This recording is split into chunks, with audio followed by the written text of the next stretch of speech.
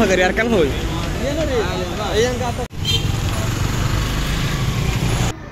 চট্টগ্রাম কক্সবাজার মহাসড়কে চুনতি জাঙ্গালিয়া এই অংশে দুর্ঘটনার অন্যতম কারণ হলো এটি এক চুনতি অভয়ারণ্যের মধ্যে পড়ছে। বন অঞ্চল হওয়ায় শীতকালে এখানে যে দুর্ঘটনা হয় অতিরিক্ত কুয়াশা থাকার কারণে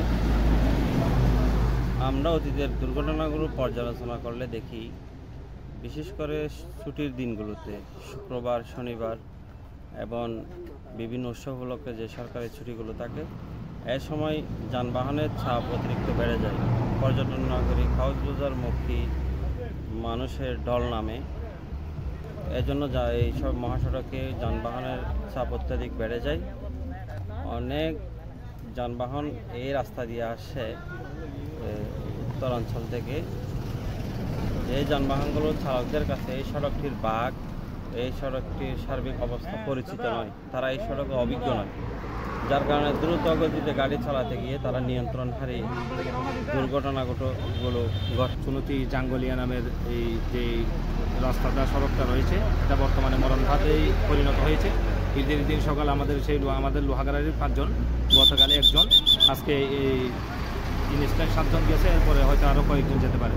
আমরা ছোটোকাল থেকেই আমি এখানে বড় হয়েছি, আমি দেখতেছি এই সব রাস্তায় গাড়ি চলাচল সব কিছুই, এবং গত 3 দিনেই আজকে 7 জন মারা গিয়েছে, গতকালও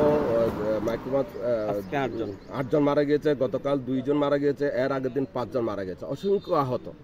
এটার মূল কারণ হচ্ছে কি, চট্টগ্রামের মতো একটা এটা হলো আমাদের বন্দর এবং এর সংযোগ সড়ক কক্সবাজার পর্যটন এলাকা, এই দুইটার সংযোগ সড়ক এত সংকীর্ণ রাস্তা, এবং এখানে হাজার হাজার গাড়ি প্রতিদিন চলাচল করে। এত সংকীর্ণ রাস্তা দিয়ে এখানে গাড়ি চলাচল করাটা অত্যন্ত রিস্ক, ভেরি ভেরি রিস্ক, এটা আমি মনে করি।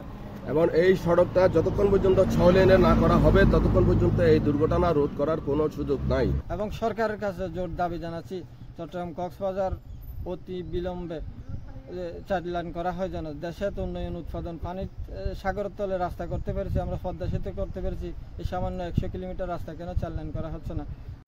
কক্সবাজারগামী বাসের সাথে কক্সবাজার থেকে চট্টগ্রামগামী একটা মাইক্রোবাসের মুখোমুখি সংঘর্ষ হয়। এই সংঘর্ষে 7 জন এখনো পর্যন্ত নিহত হওয়ার সংবাদ আমাদের কাছে আছে, আর আহত আছে 3 জন, ওদেরকে হসপিটালাইজ করা হয়েছে, গুরুতর অবস্থায় আছে। পরবর্তীতে পরিস্থিতি বিবেচনা করে আমরা আইনগত সিদ্ধান্ত। টোটাল আহতের সঙ্গে কথা আহত 3 জনের কথা বলা শোনা যাচ্ছে এখনো পর্যন্ত, আর হচ্ছে মারা গেছেন 7 জন।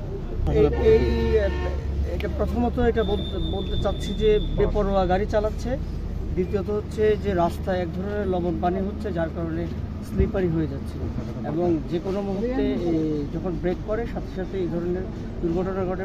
পাশাপাশি এইখানে যে রোড ইঞ্জিনিয়ারিংয়ের কথা বলা হচ্ছে, রোড ইঞ্জিনিয়ারিংয়ে আপনার যেখানে বাচ্চা আছে, বাচ্চা নিয়ে যদি আরও কিছু চিন্তাভাবনা করা যায়, সম্ভবত এই অ্যাক্সিডেন্ট আর রোধ করা যেতে পারে।